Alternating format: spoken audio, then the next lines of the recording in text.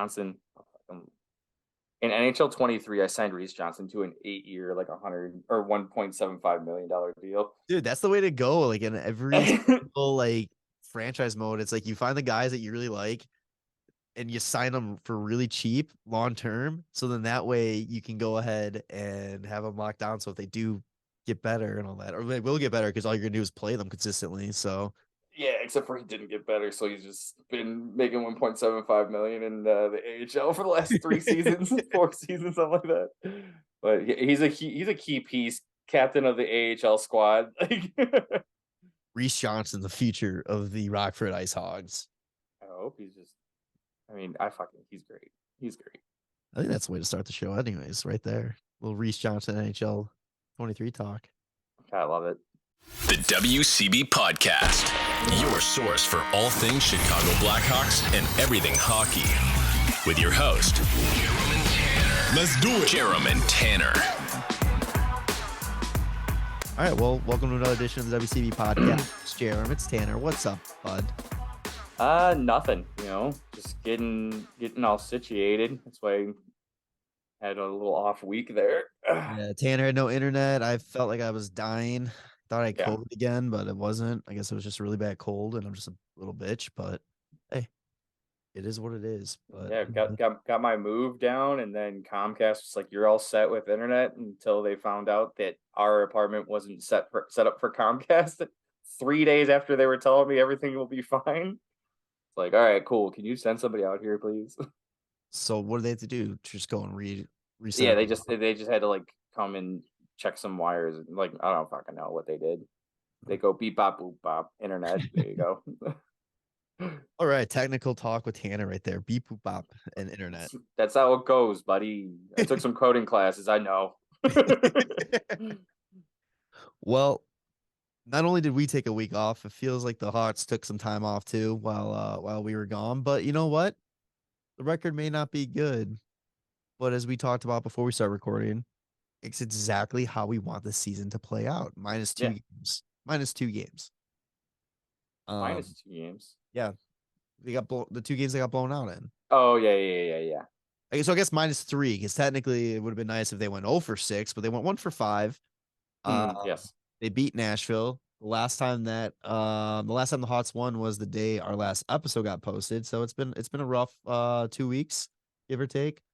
I'm not even gonna pretend like I remember these games because I remember that Lucas Reichel's goal in the Nashville game was absolutely trash. Like, it went off either the defenseman or the goalie and just slid in. It was supposed to be like a cross crease pass or something like that. I remember I didn't catch this goal happen live. I just like remember watching the highlight because I was like, "Oh, how did Reichel score? It must have been pretty sick because he's so good." No, it's a fucking yeah. All right, I just replayed it. It's a kind of a 2-on-0 with the back checker, and he goes to pass it across, and the back checker fucking goes stomach down, stick out, stops the puck from getting it across. It hits Saros. He runs into Saros and hits the puck into the net. It's garbage. It's fucking hilarious. ask Kyle, they just ask how many. Yeah, exactly. But then I remember watching the game because that fourth line, third line, whatever you want to call it, the Kachuk, Joey Anderson, and Kyra line, they had a sick fucking forecheck deep in the zone.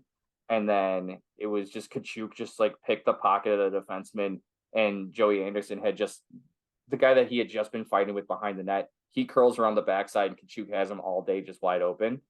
And the entire game, the Stalock was just incredible. He just gets hot, man. That's been the theme of the season, man. These goalies have just been bailing this team out, and it sucks. Like, Mrazek. When I said it kind of sucks because it's like, yeah, they get the wins here and there, but it's like feels like Stalock is the one getting all the wins, and Mrazek has been playing great hockey. And it's like, Jesus, just give him one fucking win. Like, come on, give him a break. Yeah, Big Daddy, give this kid a Happy Meal here. Like, come on.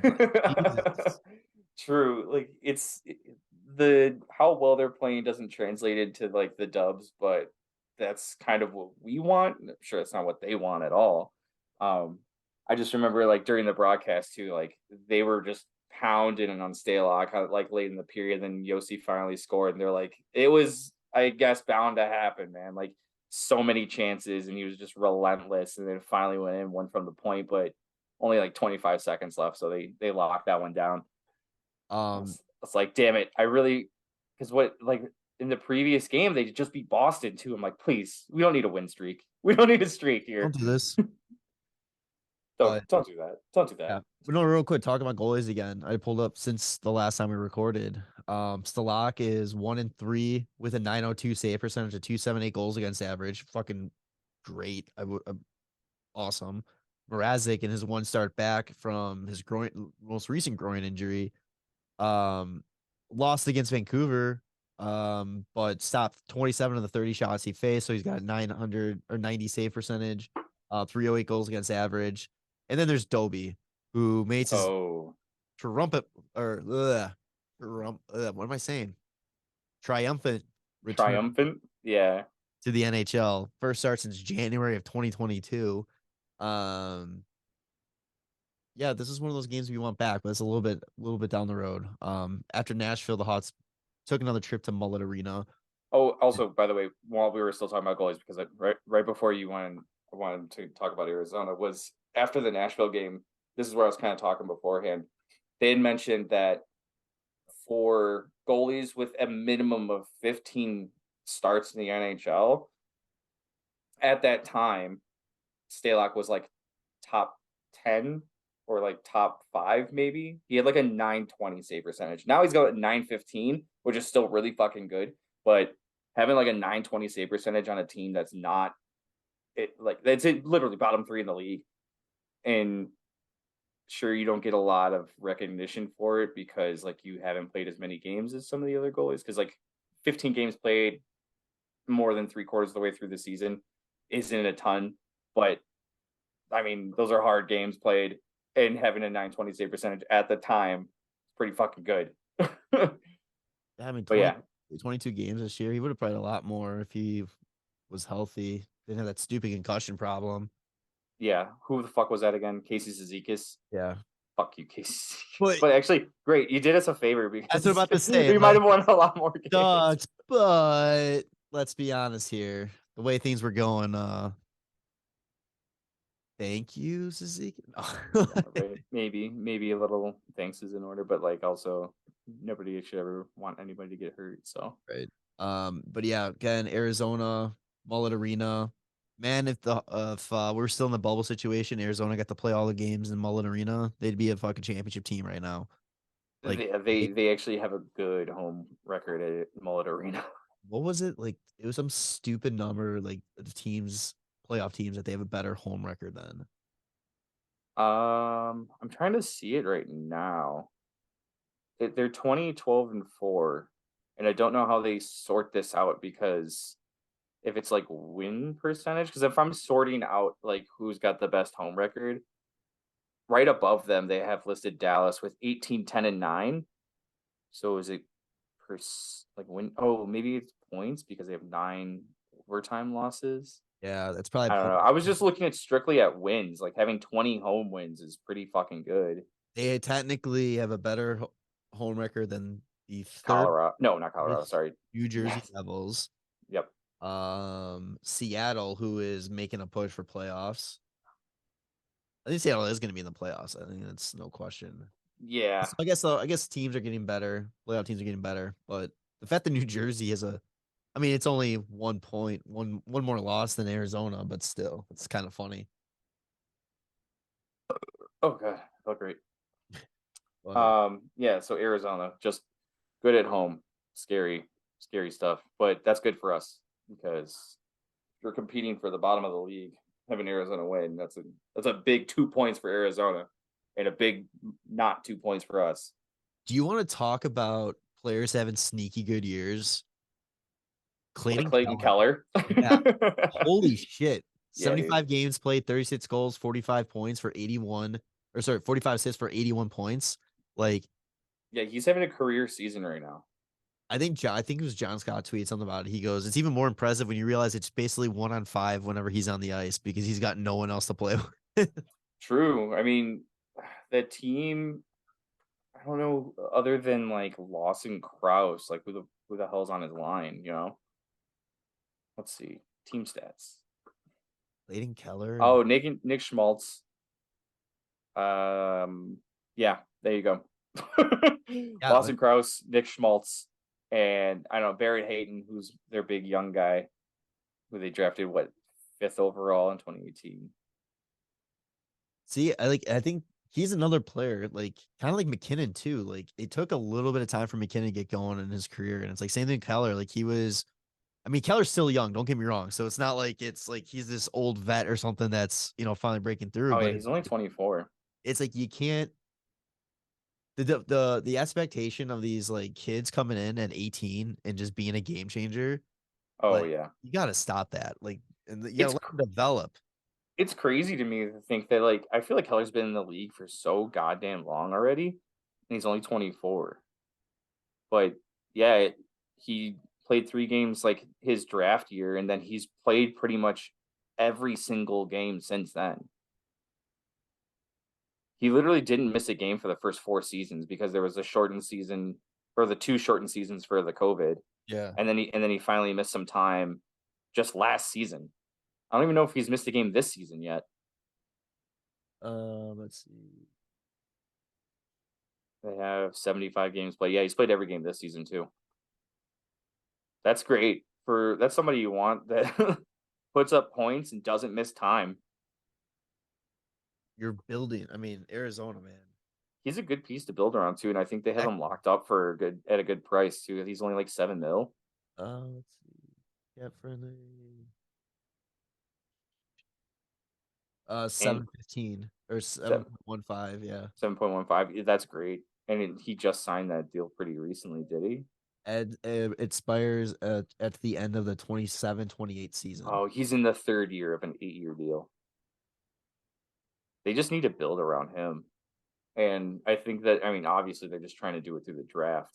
It's It's crazy as hell if you look at their draft picks because they only have 2 in the first round this year because they got the one first overall pick from Ottawa for Chikrin. yeah. They have 4 third rounders this year, 4 second rounders next year, 4 second rounders the year after, and like 3 third rounders next year. It's just they're loaded up in the second and third rounds. And like we kind of said with the Hawks situation too, it's like look at the flexibility they have that they can move those second rounders to get up in the draft too if need be. Yeah. It would be cool if Arizona was better. It's all right when Uncle Gary fixes the draft lottery so Bedard goes to Arizona to He's not going really there. secure that new arena deal.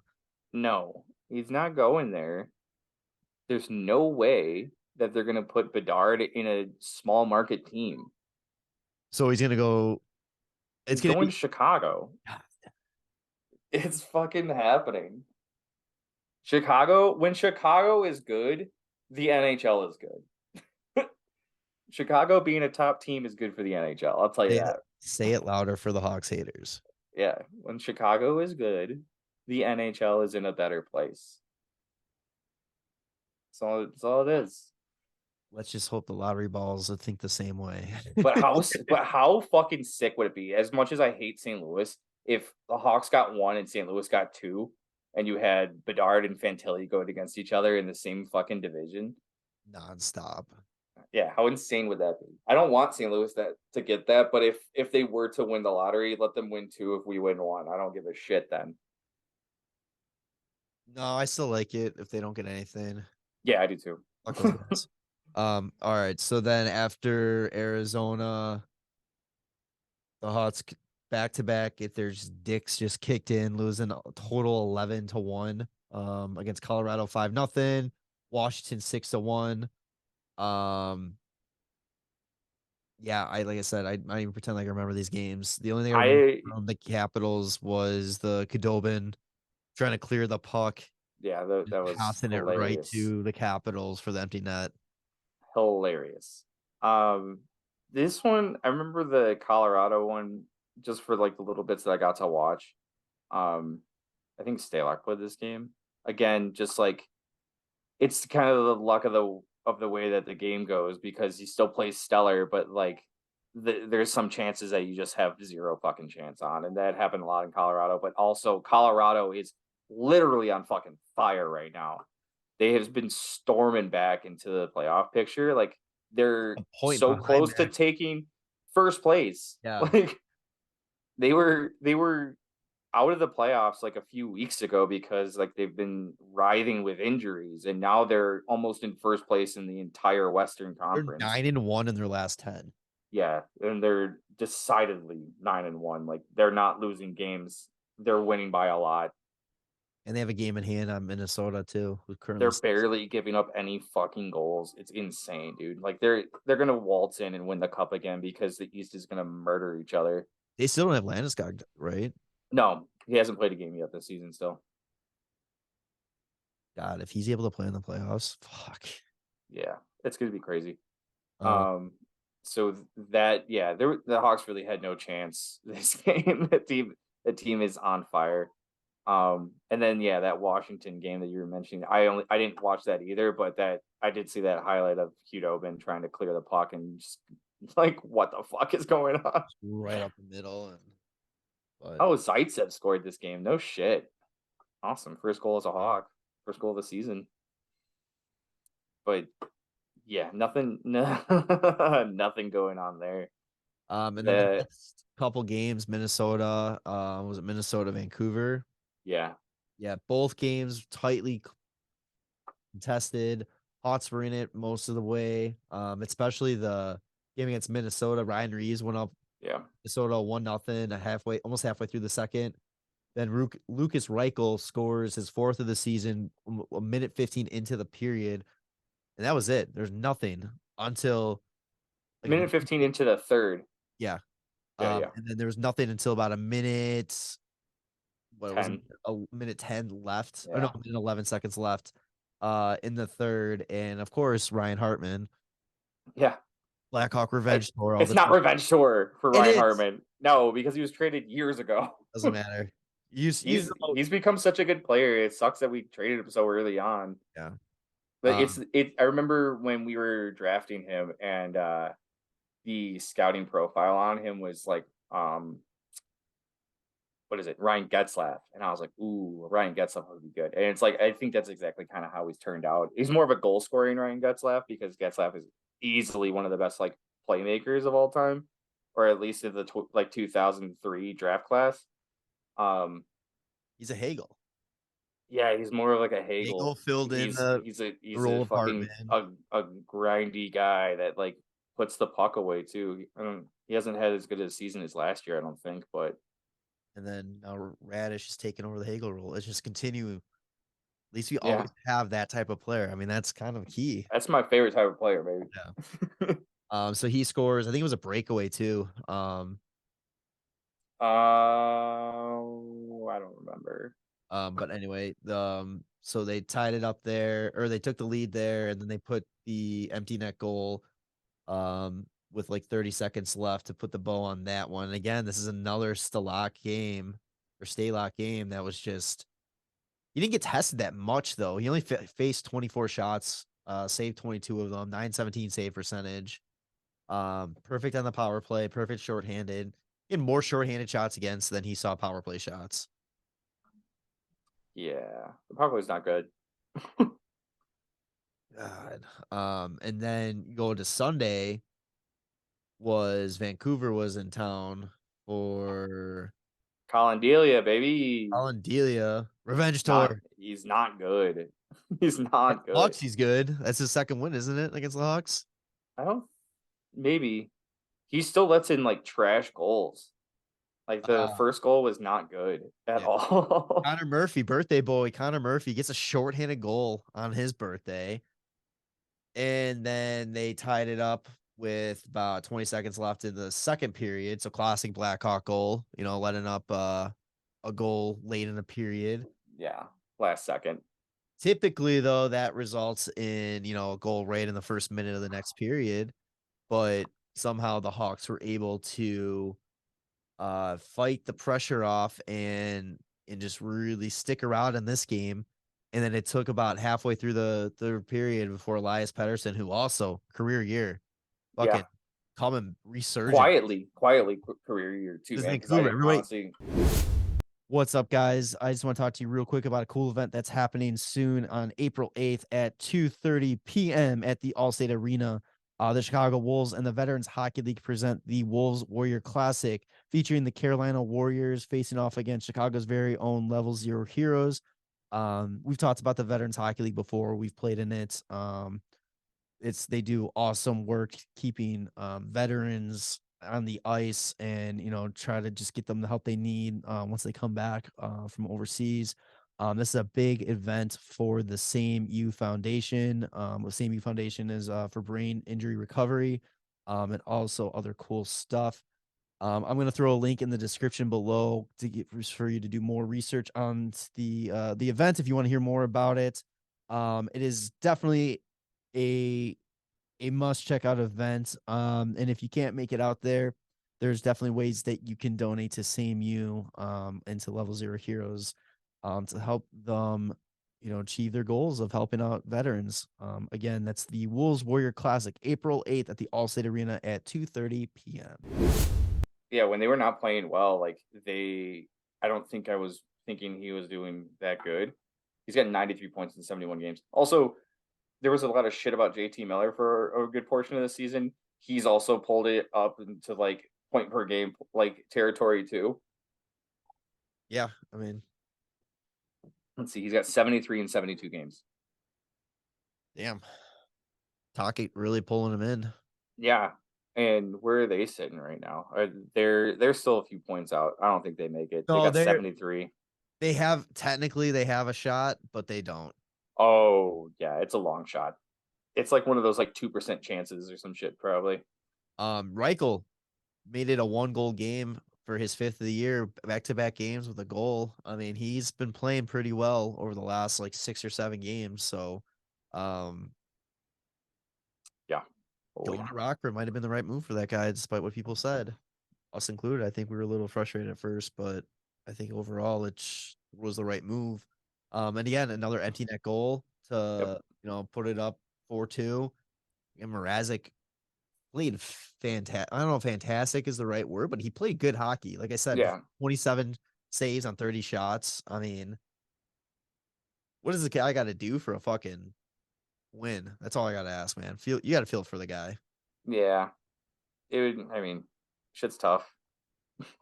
It's tough in Chicago right now. So, But yeah, so that was the Hawks week since we last recorded, 1-5.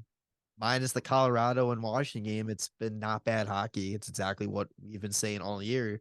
Lose games, keep it close, keep it competitive, and then blow it in the end of the game. yeah, it's great. I mean, they're playing well and, just not getting a point, which is good. It just makes me excited. We've talked about this before. It makes me excited to see like what Richardson will be able to do when he has like actual players that are gonna contribute like very well to a team versus what he currently has, which is like a lot of guys that are third and fourth liners on a lot of other teams. Yeah, and he's still remaining competitive. Well, then like, I was looking at it too a little bit. Since the trade deadline, so March 3rd, I was just kind of looking at their team stats, and it's like it's crazy. It's all across the board. It's all role guys that are stepping up and really taking advantage of getting more ice time. I mean, since that's been 12 games since the trade deadline, Taylor Radish has played 12 games. He leads the team with 7 points, 6 goals and assists. Boers is also tied with him in that span with 7 points, 2 goals, 5 assists. Reichel with 6 points. Kara with 6 points. Anthony with 6 points. Joey Anderson 5 points. Dickinson with 5 points. Seth Jones with 4 points, 3 goals. Like, yeah, I mean, the offense is coming. It's just not enough, and that's okay. Yeah, that's fine. It's okay. Yeah, Kachuk had that 3-game stretch of Boston, Nashville, and Arizona where he had 5 points in 3 games, and you're just like, Boris. Yeah, right. The guy that I didn't even believe was a real person when we picked him up. It's so cool. The funny thing is, though, I still don't think I've actually seen him score like or do anything besides like something stupid. Like I feel like I always miss his good stuff. So it's like my case of him not being a real person still technically hasn't been broken Yeah. because I physically haven't seen it, even though he's done it.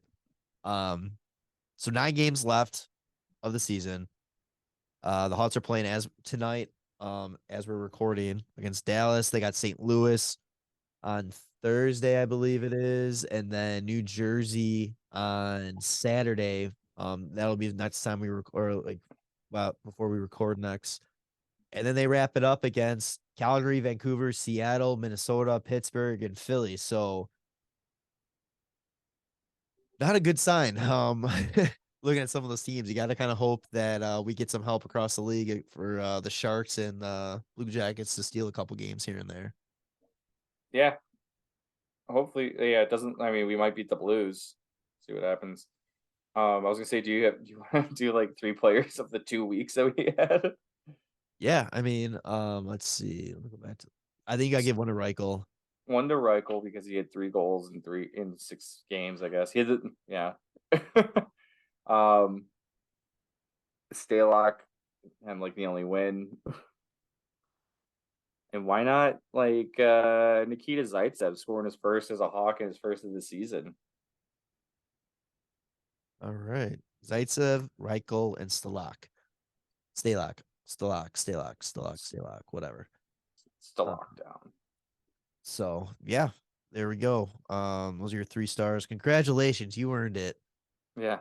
Um, The Max Domi returns tonight.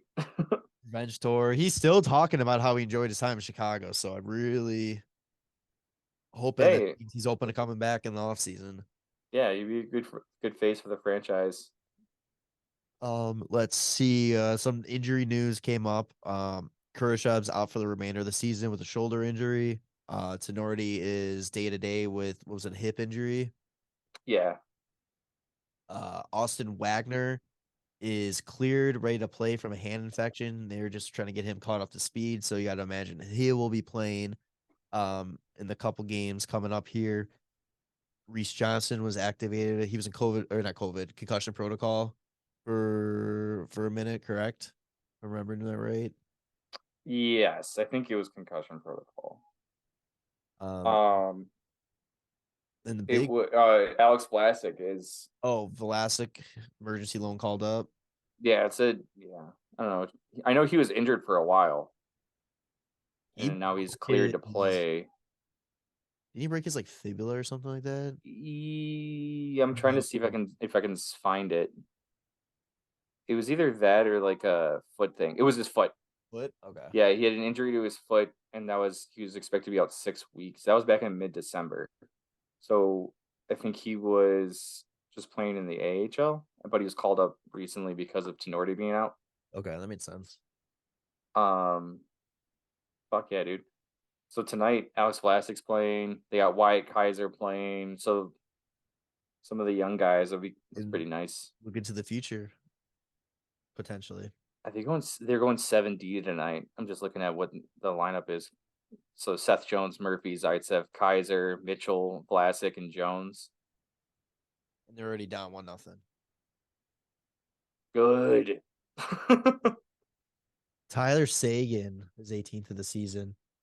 Bjork's back in lineup too. Looks like Oh yeah, wasn't he? He was day to day, wasn't he? he was out for a little bit, but there's a potential big return coming too.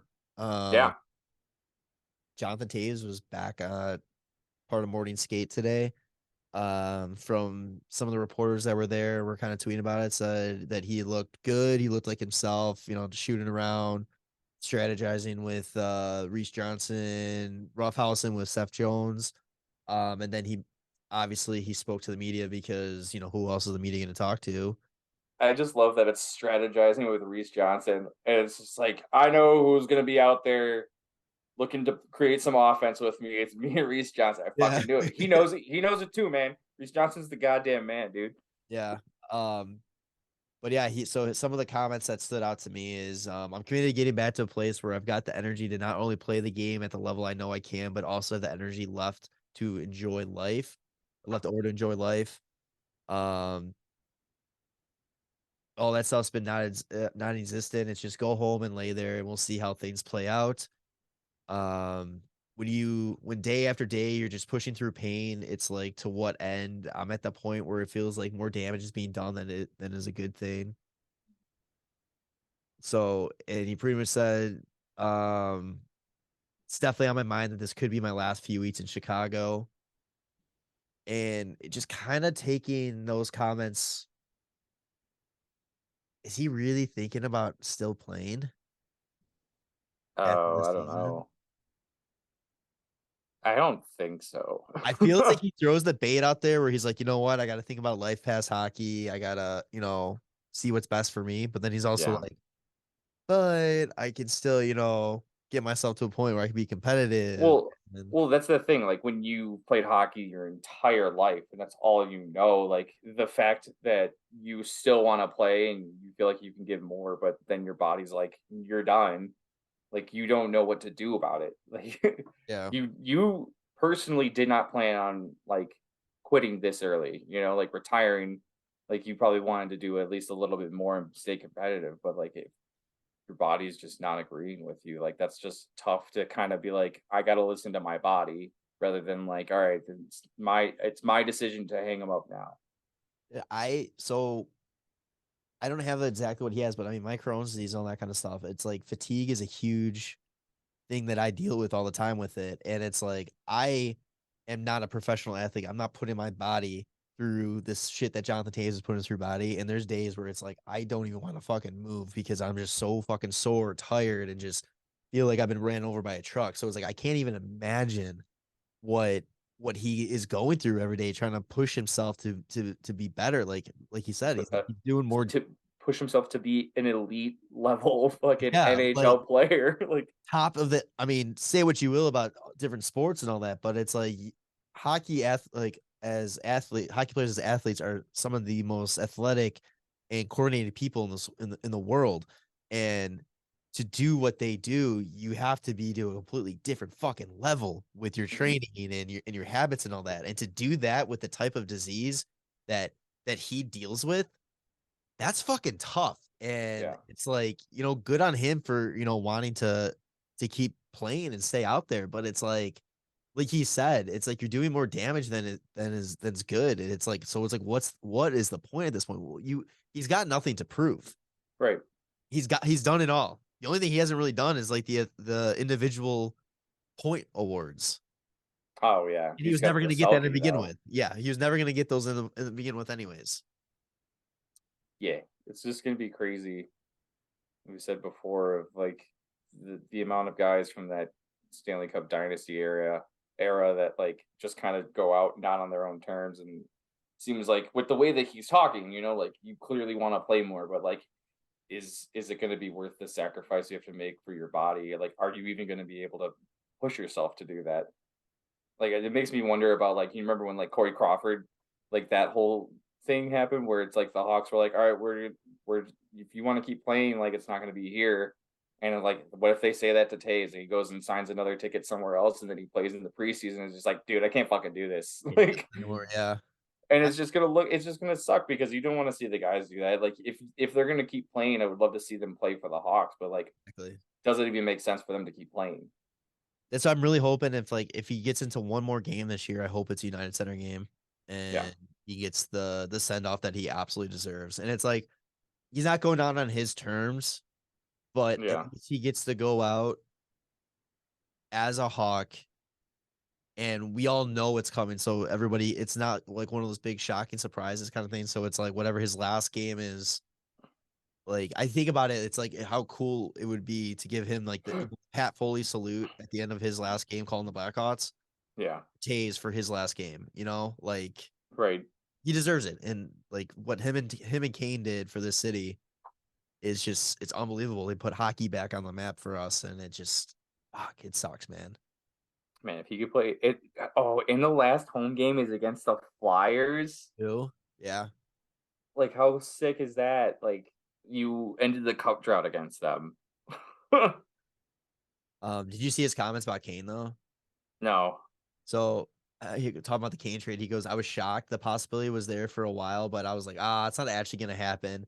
And he goes, then you see him in a Rangers jersey, and it kind of looks good on him, to be honest. I hate to say that. I'm just seeing himself enjoying himself. Like, Yeah, Kane just fucking is disgusting. but He also scored today already too. did he really? Yeah, So 21 on the year. only Alex Ovechkin has more 20-plus goal seasons than Patrick Kane among active players right now. That's pretty crazy that Crosby doesn't have. I guess it's because he had a year off, Yeah. kind of like a year, probably a little over that. Like, which shortened those seasons. Probably didn't have 20 at that point, but Ovi has that's 18. cool. Ovi has 18. Kane's got 15. That's cool. Boom! I pulled that stat out from here. Didn't even Okay, look that now up. I have to fact check you. Do it. No, that's okay. I don't feel like it. Man, oh man, them Hawks. Um, if Taves decides to keep playing, do you think that the Hawks would offer him? Oh no.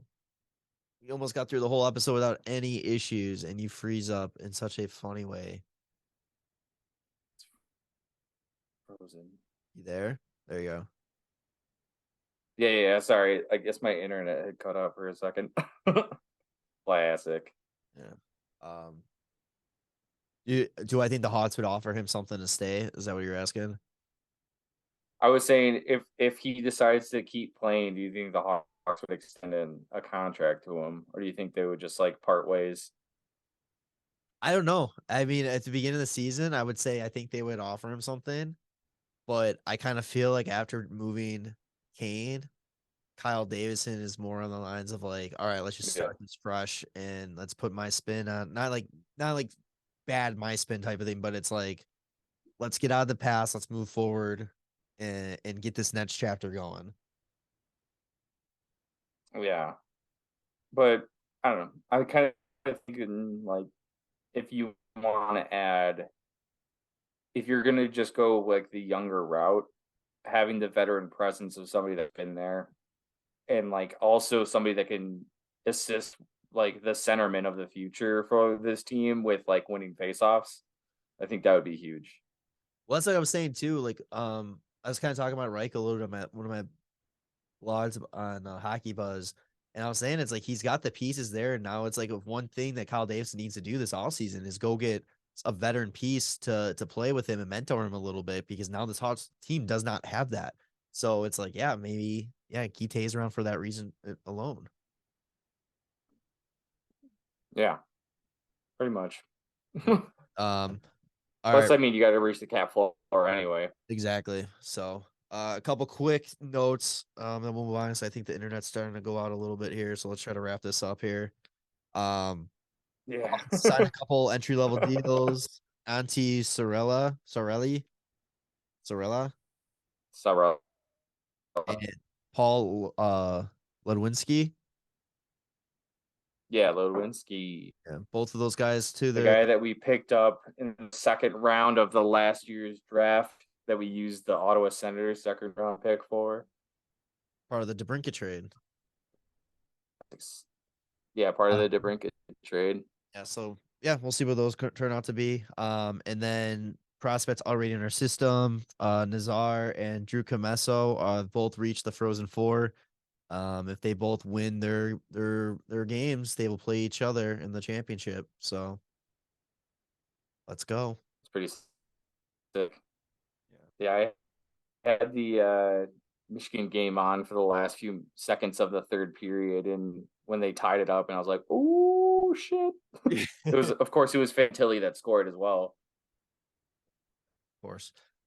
Let's go. All right, so we're gonna skip NHL talk, I think, today, just because I think internet is just not gonna cooperate for this last part.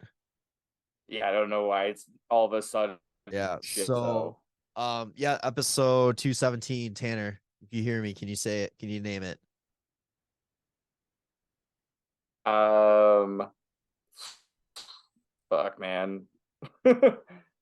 Like we're in the home stretch here, A home or just stretch. in the home stretch. How about just home stretch? Yeah, Keep it short.